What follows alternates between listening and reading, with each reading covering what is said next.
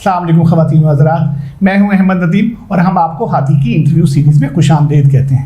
आज के हमारे मेहमान हैं खुर्रम ज़ुबैरी साहब। Khurram Zubairi chief executive officer हैं जम्पस्टार्ट पाकिस्तान के। आज की गुफ्तगू का मकसद ये कि हम ये जानने की कोशिश करेंगे उनसे कि उनका एजुकेशनल और प्रोफेशनल कैरियर का जो जर्नी है वो कैसा रहा, और इसी के हवाले से हम उनसे तफसील से गुफ्तगू करेंगे। खुर्रम साहब, हम आपको वेलकम करते हैं। तो सबसे पहले तो मेरी आपसे गुजारिश होगी कि आप थोड़ा सा अपने बारे में बताएं। कहाँ से आपका ताल्लुक़ कहाँ से है, किस स्कूल से आपकी स्कूलिंग हुई, किस इलाके से ताल्लुक़ है, थोड़ा सा अगर फैमिली के बारे में भी बताना चाहें आप, मतलब आप जो मैरिड, तो लेट्स थोड़ा सा पर्सनल हम इसको कहते हैं। आप बहुत ज़्यादा पर्सनल हो रहे हैं। बहुत ज़्यादा पर्सनल हो रहे हैं। ठीक है। अब शुरू में पता है इस प्रोग्राम का नाम भी सीरियस रखना चाहता था। मैं मजाक कर रहा हूँ। फर्स्ट ऑफ ऑल नदीम साहब, थैंक्स फॉर हैविंग मी। अस्सलाम वालेकुम। बहुत बहुत आपकी ज़रा नवाजी कि आपने मुझे इस काबिल समझा कि मैं आपसे बातें कर सकूँ यहाँ पे कैमरे के ऊपर। ताल्लुक़ के हवाले से ये है कि बॉर्न एंड ब्रॉट अप यहीं पे है पिंडी में, और टिपिकल पिंडी बॉय स्टाइल में हम लोग, उस ज़माने में ये टर्म नहीं होती थी पिंडी बॉय जब मैं ग्रो अप हो रहा होता था, लेकिन ये कि स्टाइल वही था सारा। और बस अर्ली एजुकेशन यहीं पे है सारी, स्कूल भी और फिर कॉलेज, लेकिन उसके बाद बाहर सारा यूनिवर्सिटी की सारी एजुकेशन बाहर से है, यूके से। हम चाहेंगे कि थोड़ा सा ज़्यादा तफसील से बताएं, मतलब स्कूल अगर आप बता सकें किस स्कूल से थे, पिंडी के किस इलाके से ताल्लुक़? Ideal Cambridge satellite town. यहाँ पे एक बहुत ही 70s से कह लें, एक जो पुराना के एक स्कूल पहला ज़रा अच्छे स्टैंडर्ड का वो आइडियल कैम्ब्रिज था। अब तो खैर वो 6 रोड पे है। वहाँ से बहुत से लोग आपको मिलेंगे जो वहाँ से पढ़ के निकले हैं इस पूरे इलाके के अंदर। बहुत अच्छी अच्छी पोजीशनों पे फ़ौज में गए, फिर उसके अलावा क्या कहते हैं आर्किटेक्चर, इंजीनियर, आपको पूरे ओवरऑल दुनिया में भी फैले वो लोग। तो एक अच्छा जिसको कह सकते हैं कि इंस्टीट्यूशन है, था भी उस वक्त, कि बहुत अच्छे असातिज़ा मिले शुरू में जिन्होंने गाइड करने की कोशिश की, बताया दुनिया ओवरऑल वर्ल्ड व्यू क्या है। फिर एक अच्छी बुनियाद रखी। सबसे अच्छी बात यह है कि स्कूल में एक अच्छी बुनियाद रखी, सही और गलत की तमीज़ बताई। फिर एक माहौल भी उस वक्त ज़रा निस्बतन बेहतर होता था जिस ज़माने में हम ग्रो हो रहे थे। मोहल्ले की एक ओवरऑल सैंक्टिटी थी जिसके अंदर आपको ये डर नहीं होता था कि बच्चा बिगड़ जाएगा या बच्चा ख़राब हो जाएगा या फिर कोई उसको ले जाएगा या उसको गलत काम पे लगा देगा। तो तकरीबन तमाम ही इस किस्म के मोहल्ले जो होते थे, नेबरहुड्स जो थी आपकी पिंडी इस्लामाबाद के अंदर, वो बहुत अच्छी तर्ज के ऊपर उनका उठाव हुआ था। अब क्योंकि हालात ज़रा मुख्तलिफ हैं, जिस तरह से बच्चे ग्रो अप हो रहे हैं, तो स्कूल का भी एक अपना रोल था, लेकिन ये कि मोहल्ले का बहुत ज़्यादा रोल था उसके अंदर। तो स्कूलिंग में अगर हम बात करें उसकी, तो आपको जैसे शुरू के जो ईयर्स थे, मतलब अगर बिलो ग्रेड 5 की बात करें तो आपको कुछ याद पड़ता है कि कौन से सब्जेक्ट्स थे जो आपके फेवरेट सब्जेक्ट्स थे? कुछ ऐसे सब्जेक्ट्स थे जो यू वुड हेट विद? मेरा कोई भी सब्जेक्ट फेवरेट नहीं था। मुझे खेलने का शौक था और बहुत ज़्यादा ज़रा आउटडोर उसमें था, बस गुजारा कर लेते थे। फिर ज़रा 9-10 तक पहुँचे तो फिर ज़रा ये हुआ कि यार कुछ सीरियस लेना चाहिए। तो ज़बानों के अलावा सारे ही फेवरेट थे। पाकिस्तान स्टडीज़ बड़ा फेवरेट हुआ करता था, फिर उसके अलावा मैथ्स के थ्योरम बड़े रटे हुए थे, फिर आपकी केमिस्ट्री के सारे फार्मूले याद थे, फिज़िक्स बहुत अच्छी लगती थी। ज़बानें अच्छी नहीं लगती थी, ना इंग्लिश ना थ्योरम तो आपको आते थे? पता हमारा तो बड़ा मसला था, हमें तो पता ही नहीं चलता था। तो हम एक कमरा इम्तिहान में बैठे होते थे ना, साथ वाले से पूछते थे तो नंबर से याद किया हुआ था। तो कहता था 8वां, हम उसको उर्दू में मसला कहते थे कि 8वां मसला आया या 7वां मसला आया, तो वो कहता था 8वां, तो हम लिख देते थे। वो कई दफ़ा बाहर निकल के पता चलता था नहीं 6ठा आया हुआ था। तो वो सारे याद थे, ज़बानी याद थे। रट्टा लगाने का दौर था उस ज़माने में। इनफैक्ट जब पाकिस्तानी स्टडीज़ के जमे में वो लिखने होते थे कि कायद-ए-आज़म के फरमूदात और फिर आपका कॉन्स्टिट्यूशन ऑफ पाकिस्तान और वो सारी चीज़ें, तो वो सारे रट्टे लगाए हुए थे और वो बहुत अच्छी तरीके से। लेकिन ये कि अच्छी बात ये हुई कि वो उस वक्त तो समझ नहीं आती थी, लेकिन बाद में फिर वो याद रहे, उसके मानी जो है वो समझ आए कि वो क्या थे।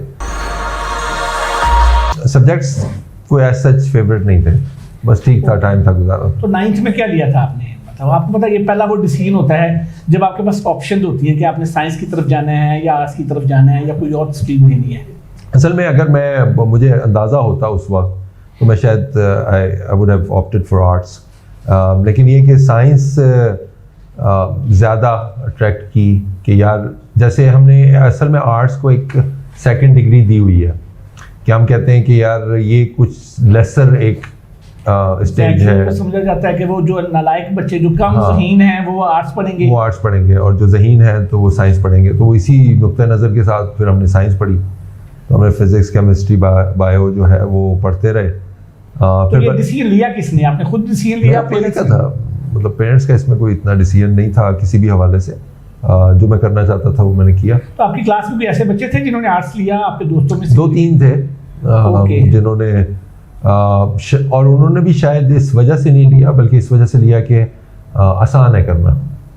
तो हालांकि मैं समझता हूँ कि आर्ट्स बहुत ज़्यादा मुश्किल है साइंस से, अगर आप उस एरिया के अंदर, क्योंकि उसके अंदर क्रिएटिविटी ज़्यादा है और क्रिएटिविटी के लिए आपको बहुत ज़्यादा सोचने की ज़रूरत पड़ती है, और सोचने के लिए आपको जहन चाहिए, और जहन के लिए आपको ब्रेन चाहिए, और ब्रेन आपका चलता नहीं है यहाँ पे। तो दिमाग जो है वो असल में उसकी पनप नहीं पाता, तो वो ज़्यादा वहाँ पे काम है दिमाग का बनस्बत साइंस के। तो आपको फिजिक्स केमिस्ट्री मैथ्स वैसे यू हैड नो इश्यूज? मेरे एक्चुअली डबल मैथ फिजिक्स थी, उसके बाद स्टैटिस्टिक्स भी पढ़ी, बाकी तो इतना मैथ से मेरी हमेशा से रही। असल में बाज़ बच्चों के मैथ स्ट्रॉन्ग होती है, बाज़ की आर्ट्स से स्ट्रॉन्ग होती है। मेरा तकरीबन बैलेंस ही था। तो मुझे ये आपकी पेंटिंग लगी हुई है तो मुझे पेंटिंग भी अपील करती है, और अगर आप कोई फार्मूला रखें तो फार्मूला भी अपील करता है। सर यहाँ रिफ्लेक्शन आ रही थी तो हमने उसको कवर करने के लिए ना इसको लगाने की कोशिश की है किसी तरह से। एनीवे, तो थोड़ा सा कॉलेज पे चलते हैं सर। तो कॉलेज में फिर आपने you pursued with science subjects? हाँ, बस उसके बाद कंप्यूटर का दौर आ गया था। बस फिर मेरा ख्याल है शायद Pindi Islamabad, that's back in late 80s। मैं बहुत पुराना इंसान हूँ, लगता नहीं हूँ शक्ल से। मैं सर आपसे ज़्यादा पुराना हूँ। ठीक है, आप जब लेट 80s की बात कर रहे हैं तो मैं मास्टर्स कर चुका था, मतलब चलो माशाल्लाह। ये 991 मेरा बैच है। सही है। तो 84 में मैंने मैट्रिक कर लिया था, तो मैं आपसे ज़्यादा पुराना हूँ। हाँ चले अच्छी बात है, मुझे ज़रा कुछ सेटिस्फेक्शन हुई इस हवाले से। कॉलेज कौन सा था सर जब आप कॉलेज में गए? मैं असगर माल में था, यहाँ पे पिंडी में। ओके। तो बस वो शुगल मेला ही ज़्यादा था, पढ़ाई कम थी और बस उसी में ज़्यादा लगे रहे। लेकिन ये कि उस वक्त मैं बहुत ज़्यादा फोकस था कंप्यूटर्स के ऊपर। उस वक्त नया नया आपका पर्सनल कंप्यूटर आया था, तो जब मुझे चॉइस मिली कि मोटरसाइकिल चलानी है, लेनी है या कंप्यूटर लेना है, तो मैंने कंप्यूटर ले लिया। तो मेरा ख्याल है शायद दुनिया ज़िंदगी के अंदर को बहुत बड़ा डिसीजन हो सकता है। आप सोचें, एक 18 साल का बच्चा अगर उसको मोटरसाइकिल दिखाई जाए और फिर उसको ये दिखाई जाए जो डब्बा है एक साइड पे कंप्यूटर पे, तो वो ज़ाहिर मोटरसाइकिल चूज़ करेगा, वो भी पिंडी बॉय।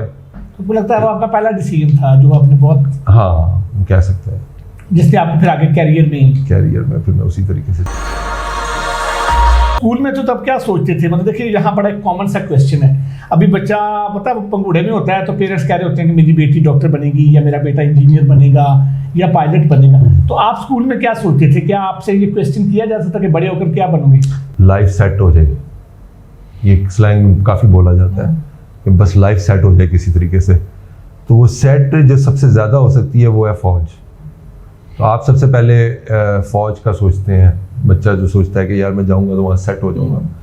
फिर दूसरी चीज़ आप ये सोचते हैं कि यार मेरी कोई गवर्नमेंट सर्विस हो जाए, तो वहाँ पे आप सेट हो सकते हैं। तीसरी चीज़ आप सोचते हैं कि यार अल्टीमेटली मैं कोई बड़ी बाहर चला जाऊँ, तो आप बाहर चले जाएं तो वहाँ सेट हो जाएंगे। तो ये 3 आपकी कैटेगरीज हैं टॉप की, जिसके अंदर आप अल्टीमेटली बच्चा सोचता है कि यार इस तरह से ज़िंदगी में सेट हुआ जाता है। अब उसको ये नहीं बताता कि ज़िंदगी में कभी आप सेट नहीं होते। ये एक जर्नी है जिसके ऊपर अप एंड डाउन चलता रहता है। बेशक कोई भी आप काम करें, कहीं पर भी चलें, और इसी नज़रिए से सोचना चाहिए। तो असल मकसद सेट होना नहीं है। मैंने बल्कि पिछले दिनों में एक पोस्ट की, मैंने कहा हम असल में बड़े होकर भी 2 चीज़ें ढूंढ रहे होते हैं अपनी ज़िंदगी के अंदर। वो है खुशी। सेट होने का मतलब यही है ना कि मैं सेट हूँगा तो मैं ज़रा खुश रहूँगा, और दूसरी चीज़ है सुकून। तो मुझे सुकून होगा, मैं जो करना चाहूँगा कर सकूँगा, मेरी ज़िंदगी में सुकून आ जाएगा। तो मेरा आर्गुमेंट ये है कि आप इस दुनिया के अंदर सुकून या खुशी लेने नहीं आए, आप यहाँ पे आए हैं इम्तहान देने। तो आप इम्तहान दें और जाएं वापस जल्दी से यहाँ से। तो बच्चों को सोचना ये चाहिए कि ये एक टेम्परेरी अबोर्ड है, आप यहाँ पे एक मखसूस टाइम के लिए आए हैं, उस टाइम के अंदर इम्तहान दें और जाएं। सिर्फ यहाँ पे बहुत ज़्यादा लंबे अरसे के लिए सेट ना हो।